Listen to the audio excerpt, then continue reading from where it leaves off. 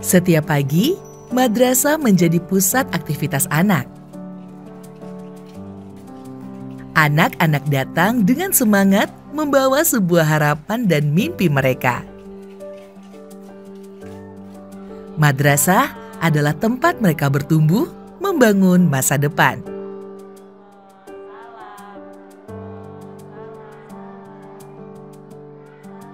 Setiap istirahat usai, lingkungan madrasah yang tadinya bersih menjadi banyak sampah bekas jajanan.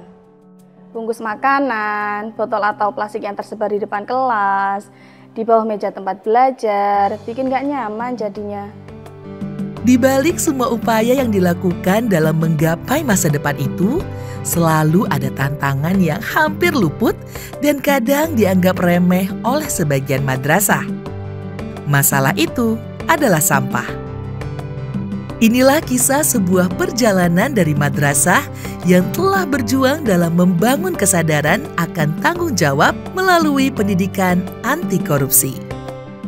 Saya diamanahi menjadi kepala madrasah ini sudah dari tahun 2006. Sudah cukup lama saya fokus terhadap upaya peningkatan kebersihan di madrasah ini. Tapi memang kami rasa belum maksimal hasilnya. Sebagai ikhtiar, kami menyusun berbagai tindakan dan upaya apa yang telah dilakukan dalam upaya peningkatan kebersihan madrasah melalui platform EMIS.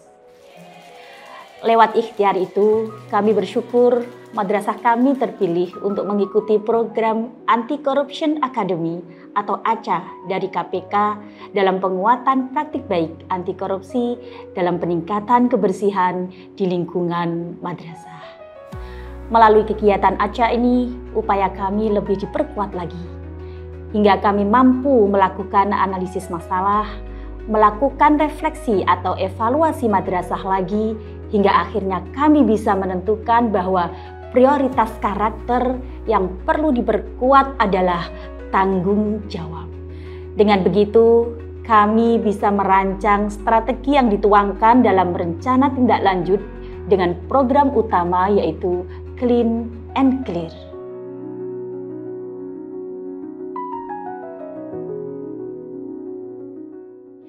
Program Clean and Clear dilakukan dari jenjang kelas 1 sampai kelas 6. Kami programkan hanya 10 menit dan dilakukan setelah 1 jam pembelajaran selepas istirahat.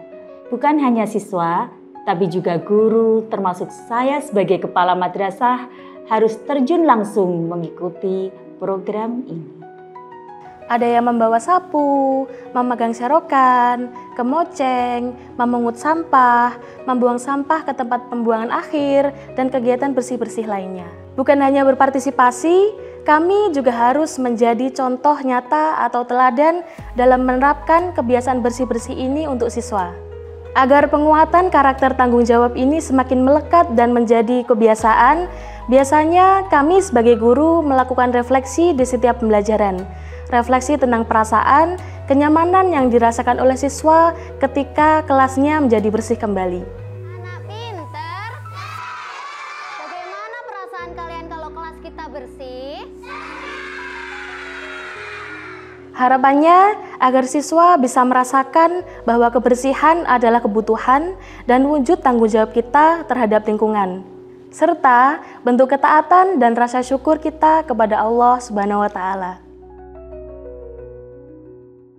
Agar program Clean and Clear ini berjalan dengan baik, kami membentuk struktur kerja atau struktur pengecekan yang melibatkan siswa, guru, kepala madrasah, hingga orang tua.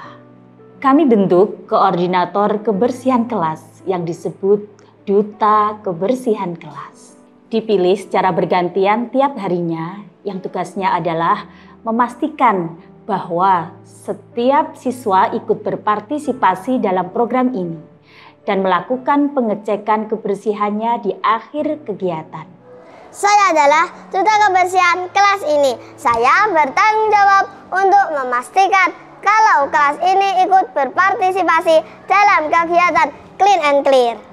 Selanjutnya, DKK akan memberikan laporan daftar checklist kepada guru kelasnya.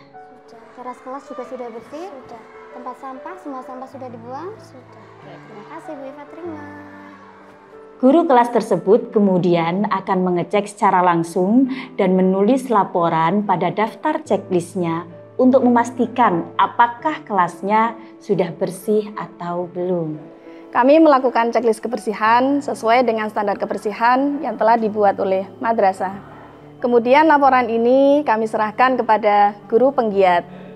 Guru penggiat ini tugasnya merekap bagaimana perkembangan kebersihan dari setiap jenjang dan kelas.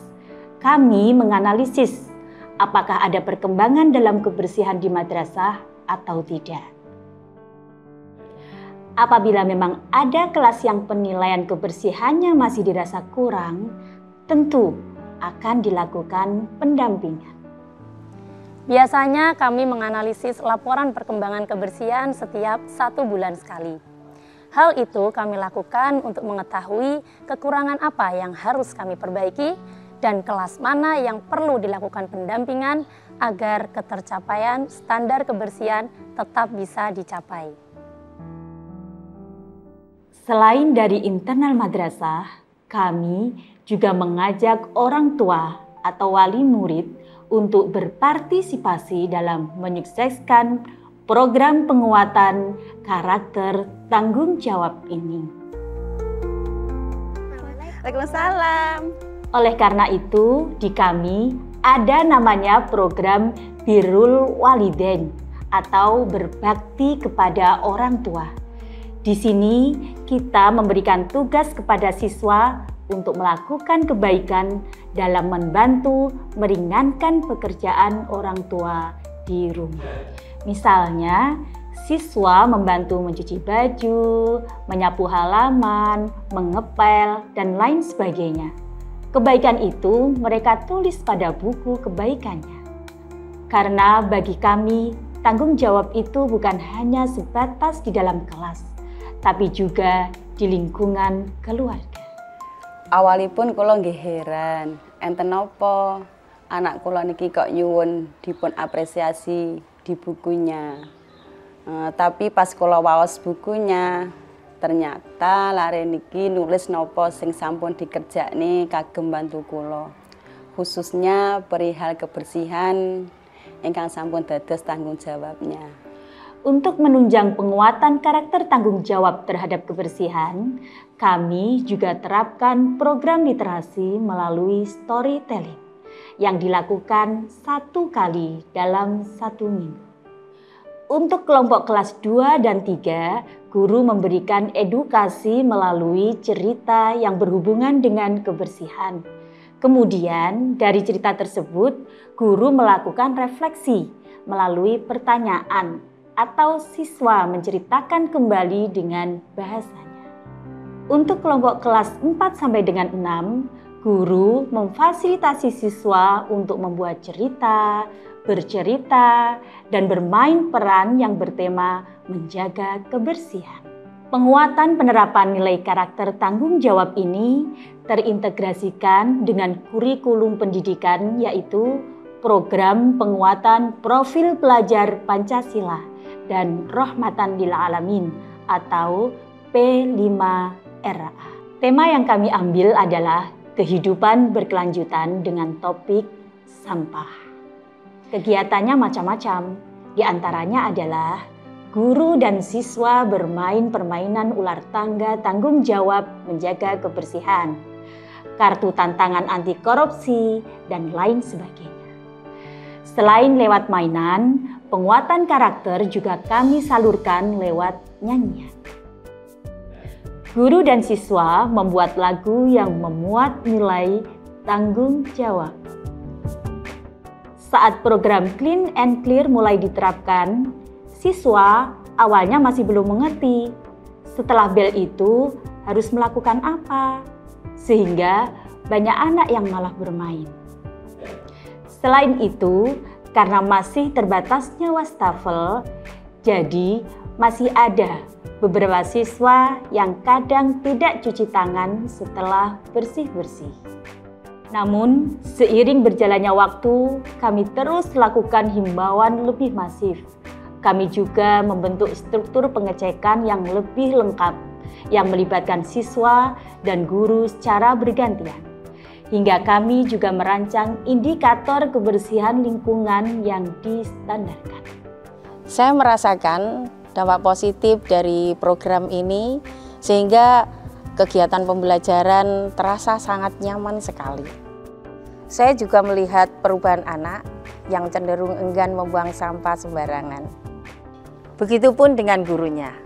Guru lebih merasakan akan pentingnya tanggung jawab.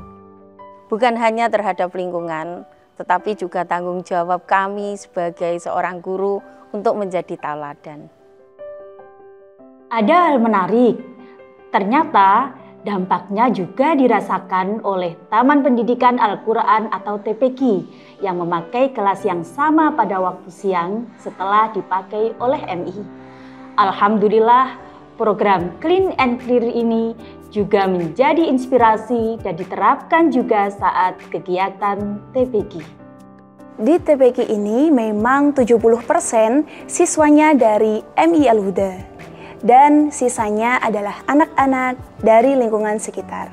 Jadi, kebiasaan anak MI Al-Huda ini dirasakan juga di TPQ, khususnya kegiatan bersih-bersih. Makanya, kami memberikan dukungan dan penguatan karakter yang sudah dibentuk untuk memberikan teladan bagi siswa lain dan lingkungan sekitar. Warung kula niki mesti kathah lare-lare pas jam istirahat, tapi alhamdulillah kula mboten kesel-resik amargi lek kula tingali lare-lare pun terbiasa ngucal sampah teng panggenane. Dodose teng mriki mboten kathah sampah. Pokoke MI Al-Huda Ploso Nganjuk mantap. Harapan saya sebenarnya masih banyak PR yang harus kami sempurnakan lagi ke depannya. Salah satunya adalah adanya penyediaan kaos tangan dan atau penyediaan wastafel cuci tangan yang makin banyak di madrasah. Setiap sekolah punya keresahan yang berbeda dan setiap sekolah mempunyai prioritas yang berbeda. Pesan kami, fokuslah pada masalah yang dihadapi. Jika masalahnya kita ketahui, maka prioritas pendidikan karakter yang akan diterapkan juga bisa ditentukan. Bila sudah ditentukan, tentu strategi pengemasan hingga langkah-langkah penerapannya bisa dirancang lebih terukur. Kami berharap apa yang telah dilakukan di sekolah kami dapat menginspirasi sekolah atau madrasah lain untuk menerapkan nilai pendidikan anti korupsi sesuai dengan masalah yang dihadapinya.